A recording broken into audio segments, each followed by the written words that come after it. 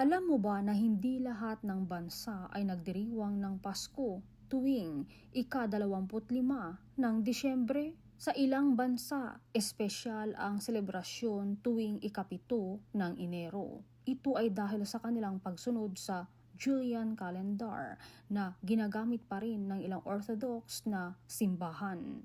Halimbawa, sa Russia, ang Pasko ay ipinagdiriwang ng mga Russian Orthodox Christians tuwing ika-7 ng Enero. Ganon din sa Ethiopia, kung saan tinatawag itong Gena, isang tradisyon na puno ng kanta, sayaw at misa. Hindi rin pahuhuli ang Egypt, na sa mga Coptic Orthodox ay ipinagdiriwang ang Pasko sa parehong araw. Sa Serbia, Georgia at Ukraine, makikita rin ang mga makukulay na misa at tradisyonal na pagkain na naiiba sa karaniwang handa sa Disyembre.